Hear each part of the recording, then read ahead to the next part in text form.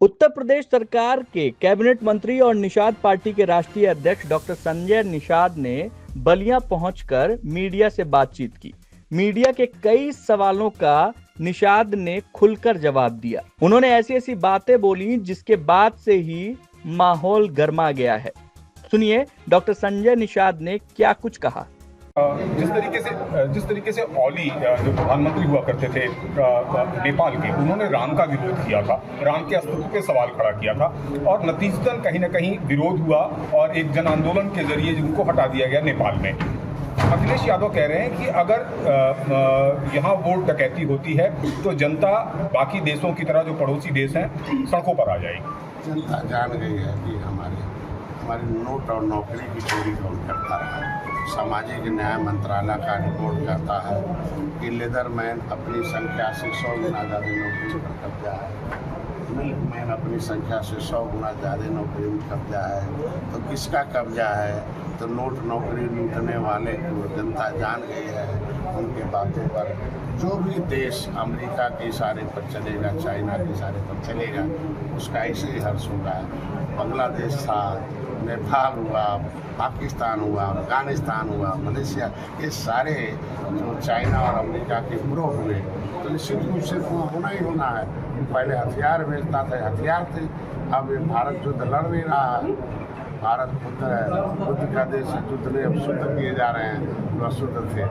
आज के दिन में अब वो हथियार नहीं बिक रहा तो लोगों को इस तरीके से आज हम यही कहेंगे कि विपक्ष को भारत के विकास की चिंता करनी चाहिए, भारत की सुरक्षा की, आत्मनिर्भरता के सशक्तिकरण, अर्थव्यवस्था की चिंता करनी चाहिए। विपक्ष को इस पर ध्यान देना चाहिए। और इसमें उन्होंने क्या किया था कि हमने राष्ट्र निर्माण में ये काम किया है, हमने किया है, मोदी ने नहीं किया। तो राष्ट्र निर्माण में नहीं अगर काम किया है, खाली बयानबाजी करते हैं तो माना जाएगा कि सब लोग राष्ट्र विरोधी हैं। और मोदी और एनडीए जो राष्ट्र निर्माण की बात करते हैं, राष्ट्र की सुरक्षा की बात करते हैं, राष्ट्र में अर्थव्यवस्था को सुदृढ़ करने की बात करते हैं, दुनिया में एक पहचान की बात करते हैं, ये होना चाहिए और आत्मनिर्भर होना चाहिए। अखिलेश यादव ने अभी अखिलेश यादव का एक वन बाय वन क्वेश्चन कर रहा हूँ, फिर आप जो प्रदेश अध्यक्ष हैं शौकत अली ने विवादित बयान दिया है। उन्होंने कहा है कि महाराजा सुहेलदेव लुटेरे थे और उनके जुल्म को रोकने के लिए सालार मसूद आए थे। लूट के कौन लेके गया देश से धन? लूट कर तलवार के बदले सलवार किसने पहनाया है? सालार नाम ही है, तो सलवार पहनाने वाले का नाम ही सलवार है।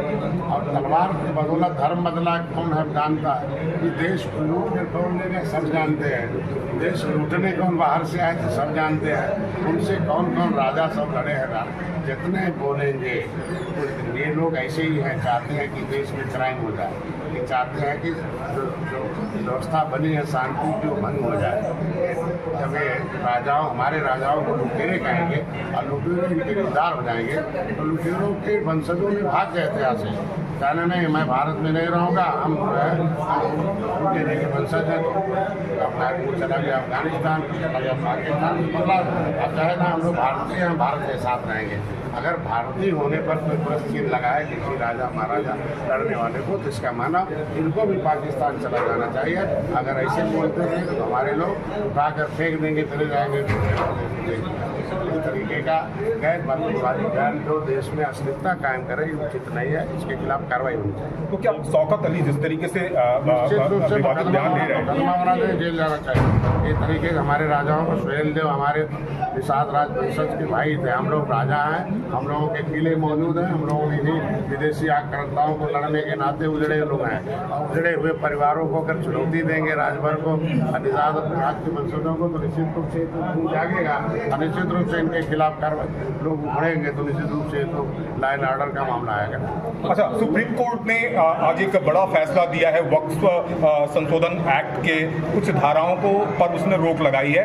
हालांकि उसने कहा कि ये पूरा आधार नहीं है कि हम उस पर पूरी तरीके से रोक लगाएं, लेकिन कुछ एक्ट धाराओं पर उसने रोक लगाई है। धाराओं पर रोक लगाया है। मैं सुप्रीम कोर्ट, माननीय उच्च न्यायालय सुप्रीम कोर्ट के फैसले का सम्मान करता हूँ। और फैसला उन लोगों के मुंह पर तमाचा है जो कहते थे कि मोदी जी की नीति मुसलमान विरोधी है, मोदी जी का शासन और साथ का नियम देश की नई दिशा देने का काम कर रहा है।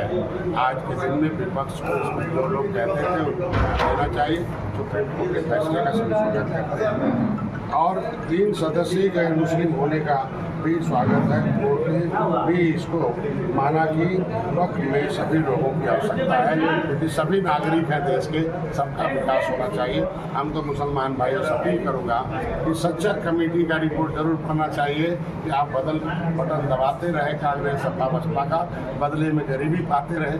अगर गरीबी पाना है तो इनका बटन दबाना है। अब बच्चों को डॉक्टर इंजीनियर बनाना है, बच्चों को मुसलमान भाई भी विकास की धारा में लाना है, तो इधर एनडीए के साथ आना होगा, नहीं तो ये सब ऐसे ही खा जाएगा। अच्छा, अंत में एक सवाल की राम भद्राचार्य ने एक सवाल की राम भद्राचार्य का एक बयान आया है। उन्होंने कहा है कि हिंदुओं में बेटियों को देवी के रूप में माना जाता है, बाकी जगह बेबी माना जाता है। इस्लाम धर्म में बेटियों की दुर्गति है, 25 बच्चे पैदा करने के बाद तलाक दे दिया जाता है। ये राम भद्राचार्य जी का बयान है। सच्चाई बोलते हैं, उनके बातों का स्वागत करता हूँ। निश्चित रूप से धर्मों में, दूसरे धर्मों में औरतों के साथ इस तरीके का भेदभाव है। इसके लिए सुप्रीम कोर्ट ने ऑर्डर किया है साबानों वाले प्रकरण में, और साबानों में कह दिया था कि महिलाएं हैं, देश की आधी आबादी है, इनका हक बनता है, इनको नजराना चाहिए, इनको जो है तलाक देने के बाद उनको हट जाना चाहिए, महीना मिलना चाहिए।